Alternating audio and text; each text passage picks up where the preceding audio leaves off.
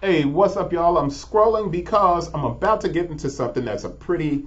Um, it always seems like I'm picking on Under Armour, and I'm not. They simply make mistakes that, in my head, I can't wrap my mind around why things happen inside of that brand when they're right on the surface of bubbling over and becoming what they were, which is a powerhouse in the stock market. It was a fantastic stock for years. It just showed amazing growth, but that growth was built on. I guess I would say it was built more on story and hype than it was on product. Curry really carried the brand for a very long time, and once the brand attempted to do a lot of investment into digital and all this other stuff in connected fitness, it slowed down the momentum of the brand, and then a lot of the flaws began to be exposed. So when I come back and I talk about Under Armour, it's not an attack, it's an analysis. And this is a discussion, and you guys have seen the title, and it says the biggest mistake in sneakers in 2020. I made the title as something else. Well, that mistake has everything to do with the Under Armour Fat Tire. This shoe is beautiful. I think it's a great design. It looks fantastic. You got this minimalist branding here at the heel, and I wanted this shoe. But a lot of people wanted this shoe. And the discussion about this shoe was very good when it hit. So we're talking last year. I think it came out around May. Let's see when this article was written. This is 10/02. Gosh, some people had this shoe in July, and I'm going to get to that. So what am I saying that this is the biggest misstep in sneakers in 2020? So they made the Fat Tire. They remade it. It had been out for a few years, but this is the new design, and what they did is incredible. And I talked about that, and I wrote an article, and I took this picture of the sketch, and I saw a zip-on cuff, and I was like, oh, snap. This is ridiculous, man. I love this design. So I wrote an article. And you just saw down here at the bottom, in the article I wrote was that Under Armour had made a transitional lesson and a powerful shift in the UA Hover Summit Fat Tire. Now, why did I write that? I wrote it because for years, Under Armour has been attempting to get in and crack the market as a casual brand. But then they switched back over to the focused performer. In this shoe, I saw the opportunity for Under Armour to recapture an attempt that they made 4 years ago in the Under Armour sports experiment, which I always said never needed to be an individual product, but I really liked the logo and I liked the stuff that came out of it. Let me stop going all over the place. So, what was the mistake here? When this shoe released, when I went to buy it, the joint was gone. Gone. You couldn't find it anywhere. It sold out immediately.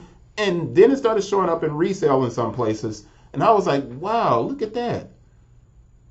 There's no collaboration. This is all from the inside of Under Armour with design teams that were moved around who created a story, and they made this dope product. But more important, it was the zip off sleeve.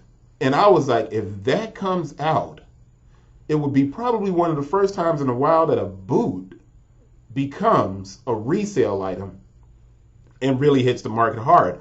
But more important, I saw the apparel and I was like, that's a chance to relaunch Under Armour Sports underneath Under Armour, not as an individual brand, but as a part of the brand, showing the type of apparel that can go with urban hiking. Now, let me jump over here and explain why I thought it was so powerful. We had these conversations on Twitter back last year, and people were all over and commenting on this collection.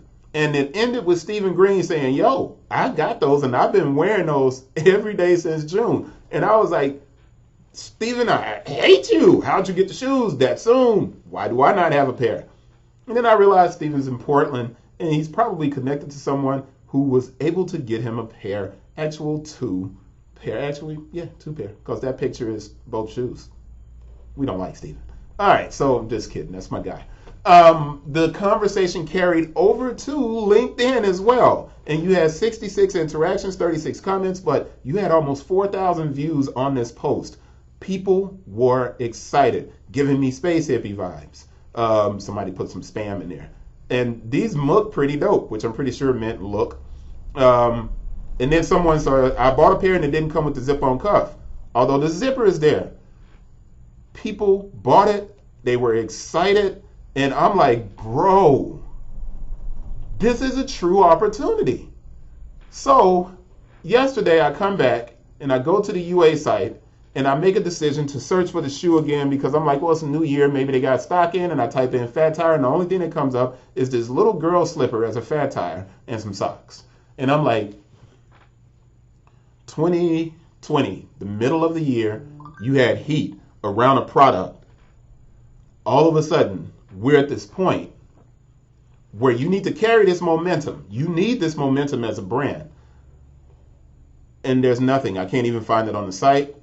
But I go to Google or Bing and I type in Under Armour fat tire and I'm like, oh snap, it's available because I find the link. So I click it and I come to it and it is sold out, or it's 1, 2, 3, 4 sizes. And I'm like, I can't buy it in these sizes, but this is very clear that this shoe, look at the sizes that are left. Men's 4.5, men's 5, a men's 8, and a men's 9.5. That's it. That's all that's remaining of this product. And I'm like, they've got it on sale. How can I go to the site and type in fat tire and I can't find it, but I go to Bing and I search? When I get into these conversations, man, you have to realize that I do this research and I'm looking up this stuff and I'm looking at opportunities and I'm finding that brands do themselves in. It's the whole old proverbial shooting yourself in the foot. These won't sell because you can't find them in the search. And when you go shoes or you go men's shoes and you begin searching, and let's see, outdoor, outdoor doesn't show up, but it shows up on Bing and it's discounted. There's a disconnect between the user experience. And this is the thing, that's a different shoe than the one that I eventually found because I wanted the one with the gray. But these are just as dope. But you can't find them unless you do this search on the outside. It's not in the ecosystem anywhere. But let's go even further. I made the decision yesterday, screw it, I'm going to order the one that I want, and I ordered it from StockX. And you see the price I paid for it, $233. And I'm like, yo, I got to get these shoes. I hope it comes with the cuff because I really like these shoes. So I bought the shoes, but this is the killer part of it. When I come back and I go to all and I look at the average price sold for the shoe, it's $188. The shoe retails for $170. Under Armour is selling it at a discount on their site. Under Armour could literally go to StockX and sell it. But this is the worst part of it. They could have really done something with the idea of UAS and this apparel. Not this apparel, but I like these shoes and I like this. And here's the thing. This is an opportunity that they failed to capitalize on. But you know who capitalized on it? Jordan Brand. So you forgot to do the shroud. You didn't do everything that you were supposed to do. And now Jordan Brand is releasing a shoe with your idea. Can you compete with Jordan Brand once they've done the idea? No. It's a missed opportunity. And it sucks. That's it. See you guys on the next one. It's the left hand. Sorry. Peace.